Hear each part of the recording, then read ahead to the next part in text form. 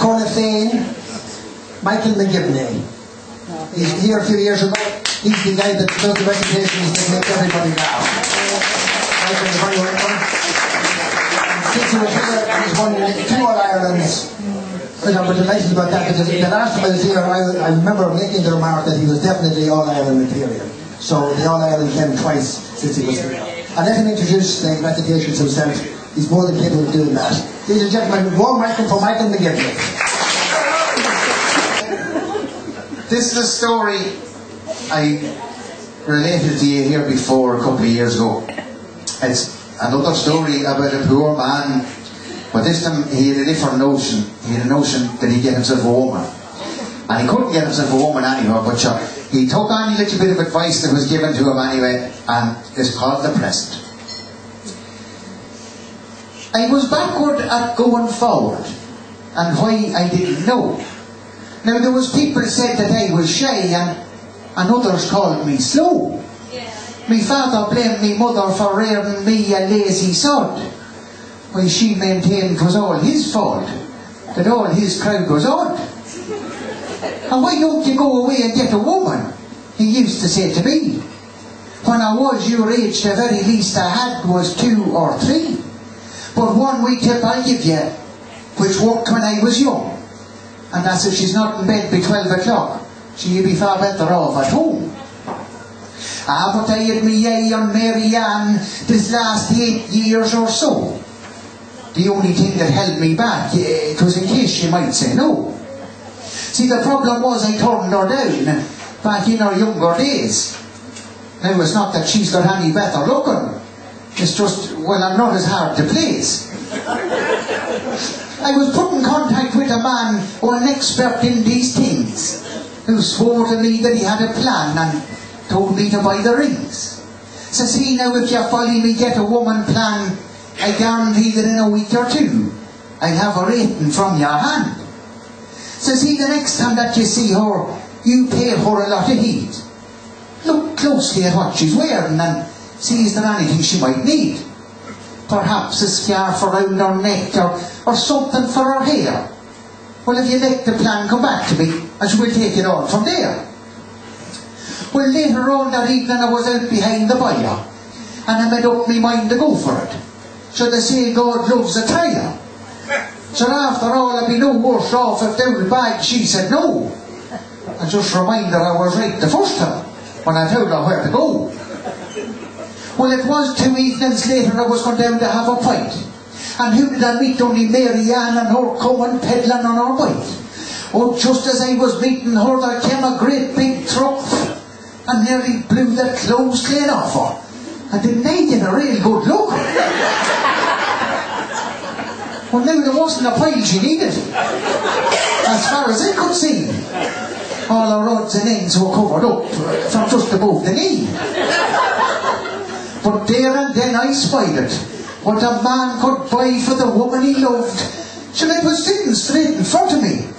She wasn't wearing clothes. Well, I went into town next Thursday on the bus from Mulligan to try and buy the pair of clothes, the first part of the plan. I told me ma what I was doing and could she recommend the kind. She says that it's you better buy them for yourself and not be always wearing mine. So she, sure, I'll go with you. You might need me to try them on. Well, now, it wasn't the way I planned it, but sure, I said I'd play along. She says we'll go into that draper shop that belongs to Fred McFitters. You know, I'm in an awful way for a pair of pants. You know, some women now call them knitters. Well, when I walked into that draper shop, I got completely mesmerised. For when the shopman asked me, I didn't know her size. I stood there like an idiot and I didn't know what to do. Because, says he, you have me there, but she's about a 7 in a shoe. Well, I bought a pair about her size, well, as far as I could tell. Oh, a lovely pair of leather ones that had a gorgeous smell. And then I saw a men's pair that was sitting on the shelf and I thought about what Ma had said. So I bought them for myself. Now he gave me this big long list of instructions what to do if the clothes got soiled or wet. Says he, will you remember all I told you? Oh, says I, now don't you fret. I looked over at the mother, she seemed to have her business done. Come on, says I, Ma, you better shake yourself for the last bus will be gone. And later on, when I got home, I took me ma's advice, and I splashed on what was left in a bottle of old spice. Says I, Ma, where's the shopping? Well, she says it's lying on the bed. But instead of picking up the gloves, didn't I pick the knickers up instead? Well, I left the house as pleased as punch, not realising what I'd done. I leapt up on the tractor and I got it started on the run. When I got to Mary Ann's, I could see she was alone, so I parked the tractor on the slope and headed her for home. Then I sort of slipped up to the front door and on it they did knock. When Mary Ann came out, says I'd like to have a talk. And there's a wee something for you I bought in McVitter's shop. And I handed her the present, with the letter on the top. Oh, she began to open up the envelope. Says Mary Ann, you better open up the present first, and I read out the letter. Well, the plan was going mighty. I thought I'd have a fight. I felt like the dog that had two tails. I didn't know which of them to wag. But when I opened up the present, she didn't look one bit pleased. The bit of a grin that was there before had quickly been erased.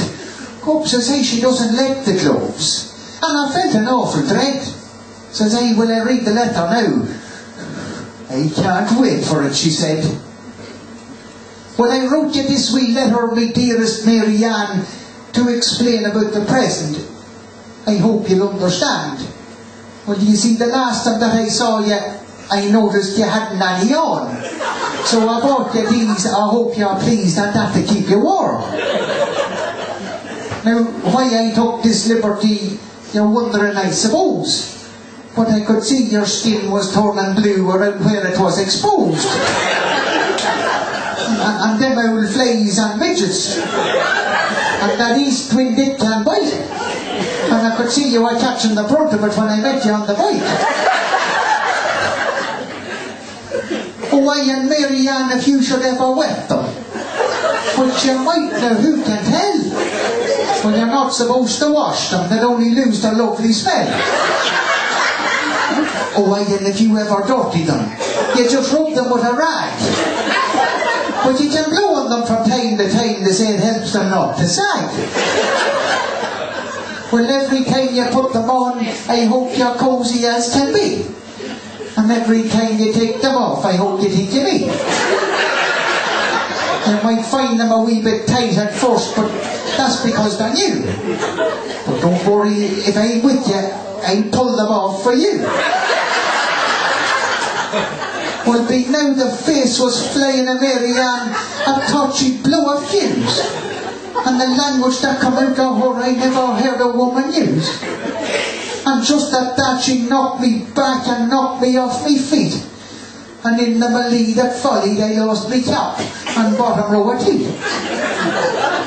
Well, I gathered up me hours and hours and made a quick retreat.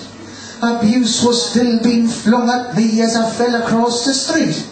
She opened up the window and flung out me brand new cap, saying, take yon who'll ride with you, like wise yon here for scrap. Well, as I freewheeled down the lawn and I was hopping off each ditch, me 2 ears that were still banging from the barks of yon old bitch. I was so glad that I had escaped and that I had survived. I was never as near in all my life to being yet alive. So I stand here now with a hump on me, this I don't know how many hours, and thinking it was an idea that didn't dig up a bunch of flowers. And if ever I meet that expert, I'll get him to take his plan and to shove it where the sun don't shine. And to hell with Mary Ann.